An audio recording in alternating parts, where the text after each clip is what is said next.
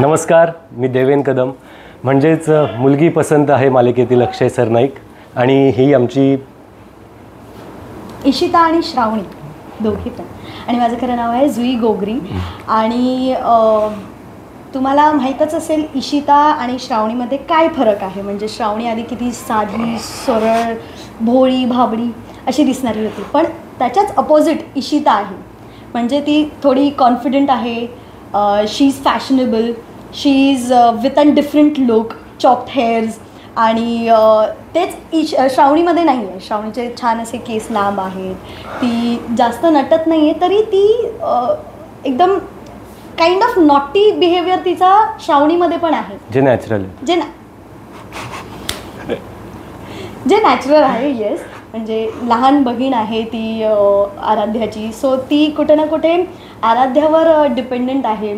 तिला माहिती आहे की आपण कुठल्याही संकटात सापडलो तर ताई आहे तिच्यासाठी, सो ती त्या संकटातून तिला बाहेर काढेल ह्याच्यात ती छान अशी जगत असते. म्हणून तिचं प्रेम अक्षयवर होतं आणि ते प्रेम खूप पुढे जातं. सो त्यानंतर ती प्रेग्नंट होते आणि त्यानंतर ही पूर्ण स्टोरी सुरू होती आहे की कसं काय होणार आहे. सो तुम्ही बघितलेलं आहे की ऑलरेडी श्रावणीचं अबॉर्शन झालं आहे. She has been through a lot. फॅमिलीमध्ये पण खूप काही प्रॉब्लेम्स झाले आहेत. सो त्यानंतर आता आम्ही रूप बदलून हे इशिता आणि अनुष्का बनून आलो आहे. सो आता मज्जा घेतो आहे आम्ही ह्यांची, कारण ह्याला कुठे ना कुठे इशितामध्ये ती श्रावणी दिसून येते. त्याला असं वाटतं की हीच माझी श्रावणी आहे का, हुबेहू तशी दिसते, तिचं बोलणंही तसंच आहे. तर इथे मी त्याला आता छळते आहे की आता बघ तू मजा. ती आधी पण करायची ॲक्च्युली. म्हणजे ती अक्षय काय ना खूप साधा भोळा असं सुरुवातीपासूनच तसा दाखवलं आहे. आणि आत्ता जेव्हा त्याला कळलं आहे की श्रावणी या जगात नाही आहे, तेव्हा त्याचा एक खूप बॅड फेस सुरू आहे. त्याला कळत नाही काय, आणि त्यात इशिता येऊन त्याच्यासमोर येते. त्यात त्याला इशितामध्ये त्याची श्रावणी दिसते आणि त्याचीच मजा हे इशिता आणि आराध्या घेत आहेत. हो, पण खरंच अक्षयचं प्रेम श्रावणीवर खूप आहे. म्हणून तो बिचारा इशिताला येऊन सगळं सांगतो आहे की माझी चूक झाली, माझं खूप प्रेम होतं आणि त्यात एका चुकीमुळे श्रावणी माझ्याशी खूप लांब गेली आहे. ती आता परत कधीच येणार नाही माझ्याकडे, पण ती जिथे कुठे आहे ती फक्त माझी आहे आणि मी फक्त तिचं आहे, इतकं तो सगळं शेअर करतो. आणि एका पॉईंटला इशिताचं असं होतं की अरे अक्षय थांब, मीच श्रावणी आहे. आणि तिथे आराध्या मला अडवते. तो हा एक छान असा सिक्वेन्स आमचा झालेला आहे आणि टेलिकास्टसुद्धा झालेला आहे. सो तो एक छान मुमेंट होता जिथे अक्षयला आणि श्रावणीला आम्ही एकत्र आणू शकत होतो, पण तिथे आम्हाला यशोधराला धडा शिकवायचा आहे म्हणून आम्ही काही खरं सांगू शकत नाही. अक्षयला खरं सांगितलं तर त्याचा कितपत विश्वास पटेल, हे सगळे असे प्रश्न आहेत. म्हणून मग तिथे मला आराध्या थांबवते की नाही, आपण हे सगळं नाही सांगू शकत. मग तिथे ती इमोशनल होते, कारण ती अक्षयला शेवटी दुसऱ्या कुठल्या मुलीबरोबर बघूच नाही शकत आहे. तिचं इतकं प्रेम आहे की इतकं घडून गेल्यानंतर पण तिचा इतका विश्वास आहे की अक्षयला ह्याबद्दल काहीच माहीत नसणार आहे.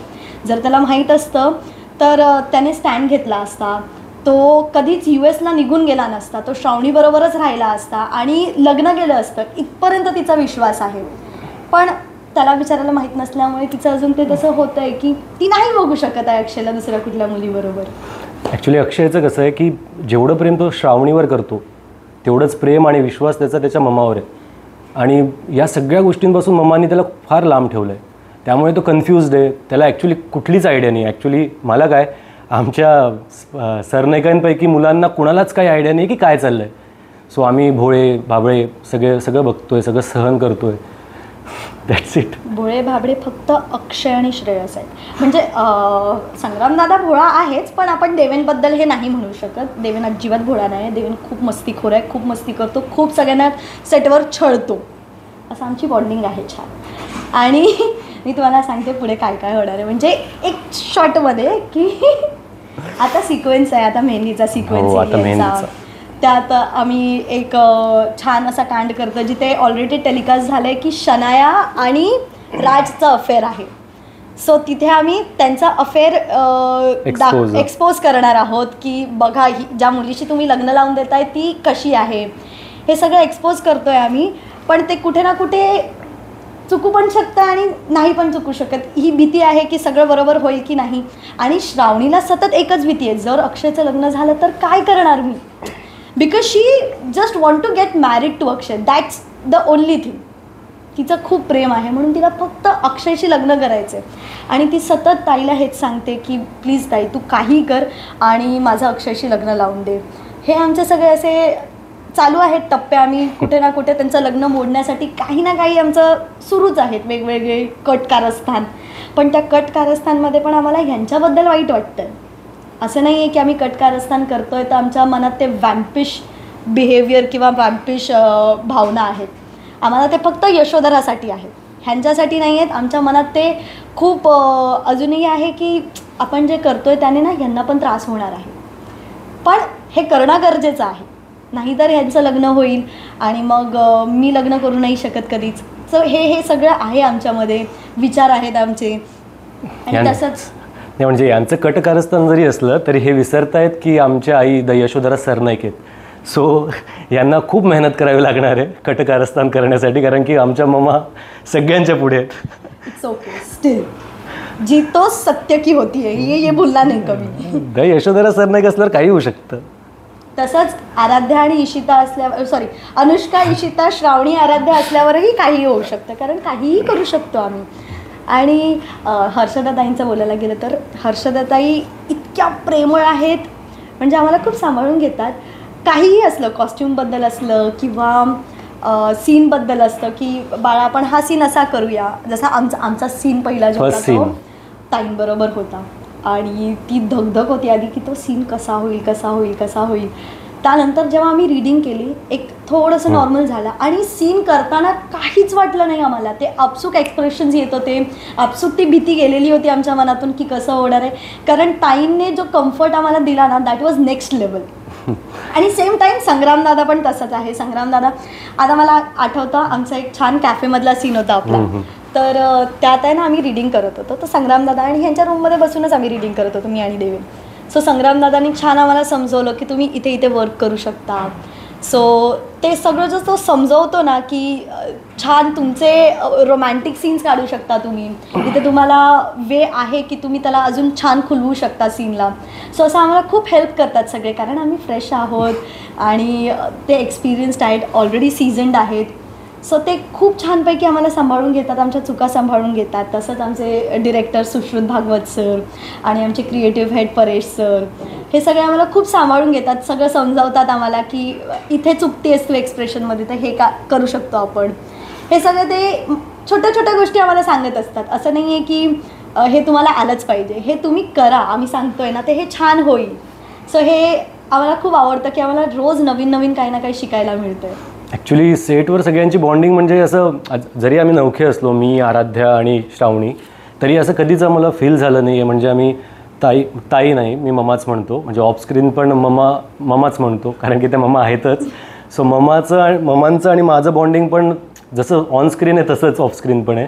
काहीही असलं तर ममा मला येऊन सांगतात. किंवा इवन मला आय रिमेंबर इव्हेंटला जायचं होतं एका, आणि माझी फर्स्ट इव्हेंट होती. सो मी ममांना फोन केला की मम्मा काय कॉस्ट्यूम घालू. तर मम्माने मला इतकं व्यवस्थित सगळं सांगितलं की बेटा तुला जे चांगलं दिसेल ते घाल. त्यात संग्रामदादा झाला, तर म्हणजे मी या शोला फर्स्ट टाईम माझ्या लाईफमध्ये संग्रामदादाला भेटलो. सो फर्स्ट मीटिंग आमची अशी होती की संग्रामदादा आला ऑन बोर्ड आणि आम्हाला दोघांना एक सीन करायचा होता, दोघं भावंडांचा, आणि तो संध्याकाळी करणार होतो आम्ही, म्हणजे वर्कशॉपला. तर आम्ही दोघांनी लंच केलेला नव्हता, पण मग मी थोडा घाबरलो, लाजलो आणि त्याला म्हटलं की नाही मला नाही खायचं, तुम्ही खा. सो दादाने एक शोरमा मागवला, आणि ती दादाची सवय, म्हणजे तो खायला खूप काही मागवेल आणि तो खाणार एवढंच. सो दादाने एक शोरमा मागवला, त्याने 2 बाईट खाल्लं आणि अख्खा मला दिला, आणि मला असं दटावलं की पूर्ण खा, आपल्याला संध्याकाळपर्यंत काम करायचं आहे. सो अशी बॉन्डिंग आहे सगळ्यांसोबत, म्हणजे सगळ्यांशी. म्हणजे ममा, संग्रामदादा ते खूप मला एकदम लाडात ठेवतात. मुलींचं झालं तर थोडंसं कठीण आहे, त्या खूप छळतात मला आणि खूप त्रास देतात, खूप त्रास होतो मला. पण आमचे डिरेक्टर आहेत सुश्रुत भागवत सर, ते पण मला सांभाळून घेतात. आमचे परेश सर तेही यांना सांगतात की जरा त्याच्याशी व्यवस्थित वागा, खूप साधा मुलगा आहे तो. सो असं सगळं चालतंच. हे फक्त आणि फक्त अक्षय बरोबर आम्ही नाही वागू शकत. देवेंचं म्हटलं की तो 1 नंबर मस्तीखोर आहे, त्याला सगळ्यांच्या कळा काढायला आवडतात. सो सगळ्यांचे वेगवेगळे व्हिडिओज काढून ठेवतो फोनमध्ये आणि मग ब्लॅकमेल पण करतो. हे पोस्ट करीना मी हे करतात, ह्या मुली करतात माझ्यावर जाऊन. असो, बट आमची वन टॉम अँड जेरी सारखी आहे म्हणायला गेलं तर. आम्ही सतत भांडत असतो किंवा सतत एकमेकांना असं काय आहे यार, चल ना यार, जाणे दे ना यार, असं आम्ही सतत करत असतो. आणि माझं मूड छान छळायचं असताना तर मध्यंतरी 2 दिवस मी तसं केलं त्याच्याबरोबर. काही त्याची चूक नव्हती, पण मी त्याला हैराण केलं की जा, मला नाही बोलायचं आहे तुझ्याशी, तू चुका करतोस आणि मग विसरतो. असं करून मी त्याला खूप छळलंय. पूर्ण दिवस मी त्याच्याशी बोलले नाही. तो हे काय झालं आहे, माझ्यामुळे झालं आहे का, हो तुझ्यामुळे झालं आहे, तुला माहिती असलं पाहिजे ना, चुका करायच्या आणि मग माहिती नसतं काय चूक केली, आणि चूक काहीच नव्हती. तरी मी त्याला पूर्ण दिवस छळलं आहे. आणि त्यात शनाया ती पण त्याला टोचते की अरे यार ती बघ ना गप्प बसली आहे, ती शांत. तिघही मुली खूप डेंजरस आहे. श्रावणी, आराध्या आणि शनाया तिघही मला खूप छळतात, खूप त्रास देतात. फुटेज खातोय हा, अजिबात हा शाणा बाळासारखा नाही आहे, खूप मस्तीखोर आहे. वर्कशॉपमध्ये पण आम्हाला आठवतं, आम्ही पहिल्या दिवशी आलो होतो ना, तो खूप असं एरोगेंटली त्यांनी विचारलं होतं तू कोणता रोल करतेस.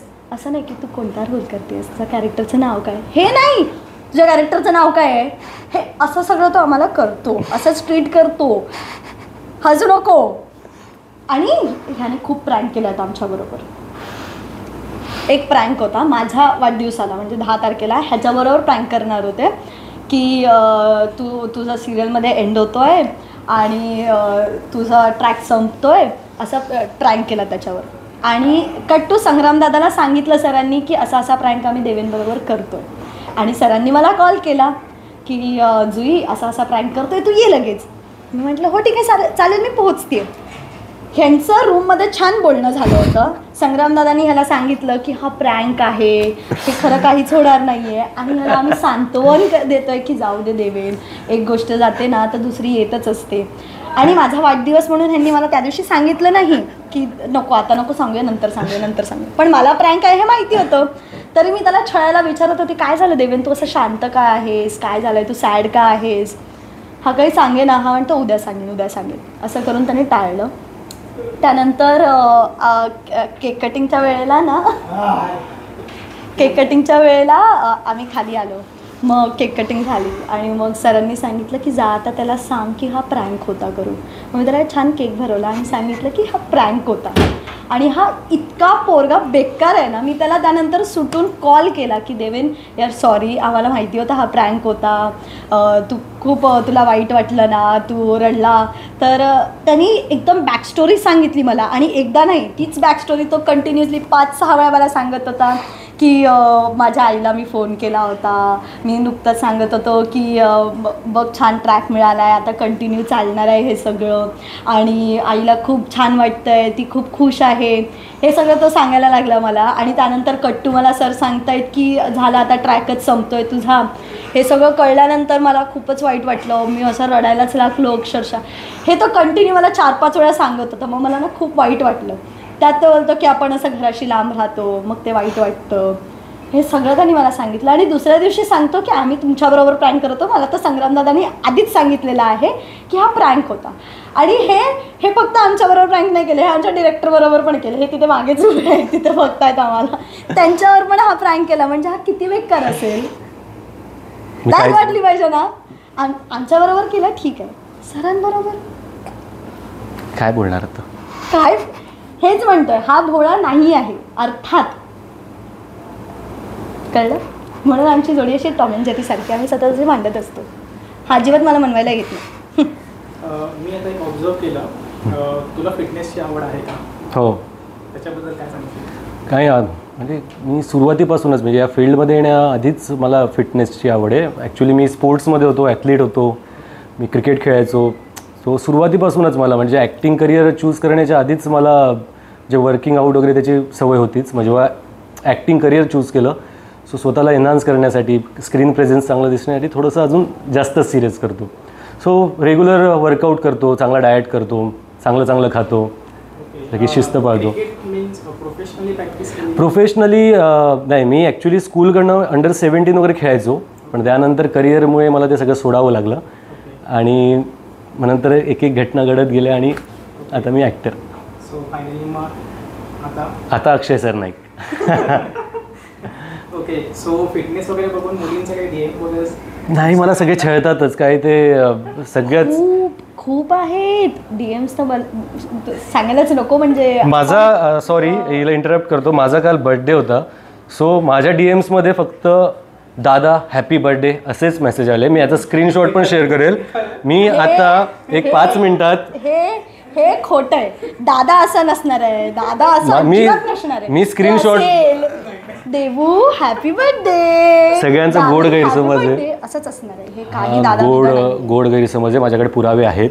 आपला इंटरव्ह्यू झाला, हा इंटरव्ह्यू झाला ना की मी लगेच माझी इन्स्टा स्टोरी टाकतो. म्हणजे मुली मला म्हणतायत की दादा प्लीज मला सिस्टर म्हणा ना. खूप उपकार, म्हणजे काय बोलणार आता. म्हणजे विचार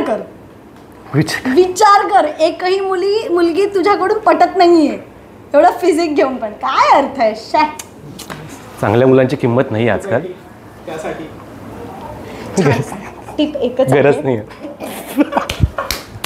टिप एकच आहे, छान वाग. मुलींशी एकदम गोड गोड असं बोलायचं. आमच्या बरोबर बोलतो ना तसं नको बोलू. आता आम्ही कसं सहन करतो तुला की जाऊ दे बाबा, आपलाच आहे, आपणच सांभाळून घेणार आहोत. आता खरंच सांग किती गोड बोलतो. नाही तर खरंच दादा, सगळे दादाच म्हणतील. दादाच म्हणायचं त्याला. काही मुलगी नको याला. नको आहे ना, म्हणजे नको आहे ना. तसं काही नाहीये. ह्याने सांगितलेलं आहे की याला मुलगी नको, याला लग्न करायचं नाहीये. मग जाऊ द्या ना, सगळ्या मुलींनी ह्याला दादाच म्हणा. जाऊ द्या. हा, सगळ्यांनी म्हणा, एक सोडून.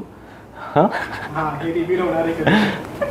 सगळ्यांनी म्हणा, सगळ्यांनी दादाच म्हणा. असणार आहे ती कुठेतरी लपवून त्यांनी ठेवलेली असेल, कुठे पॅकेटात फोटो वगैरे असेल. अरे फोनच्या थांब सापडली तर हृदयात माझ्या.